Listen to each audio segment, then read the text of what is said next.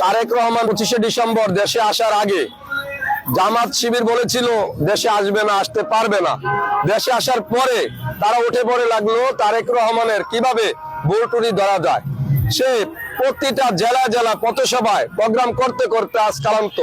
তারা আপনারা দেখছেন বিভিন্ন জায়গায় বিভিন্ন প্রোগ্রামে কাশি সুদ্ধা জ্বর ঠান্ডা তার লেগে গেছে, তারপরও তার একটি ভুল ধরতে পারে নাই। জামাত ভুল ধরবে বলে আজকে জামাত প্রতিটা জায়গা তাদের আমির সহ ভুল করতেছে, আবার ক্ষমাও চাচ্ছে। যারা দেশ চালানোর জন্য উঠে পড়ে লেগেছে তারা এত ভুল করতেছে, এত ক্ষমা চাইতেছে, তাদের কাছে কিভাবে দেশ নিরাপদ আমরা জানতে চাই।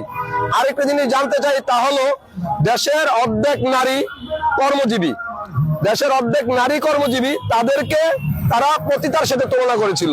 যখন বাংলাদেশের সকল নারী তাদের বিরুদ্ধে উঠে পড়ে লাগলো এবং প্রতিবাদ জানালো, তখন জামাতের আমির এসে সান্ত্বনা দেওয়ার জন্য তাদেরকে বলতেছে আপনাদেরকে এখন 5 ঘন্টা ডিউটি করলে আমরা 8 ঘন্টার বেতন দেব।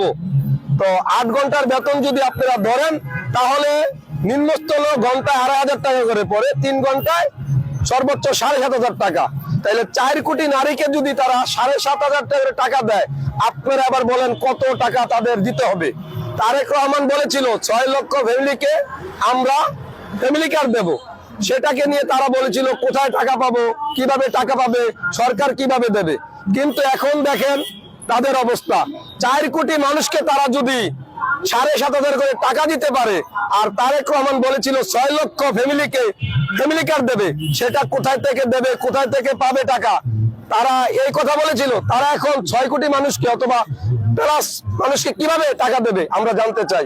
আমাদেরকে জানাবেন, এইসব মিথ্যা ঘটনা থেকে দেশ জাতিকে বাঁচাবেন। আল্লাহ হাফেজ, বাংলাদেশ জিন্দাবাদ।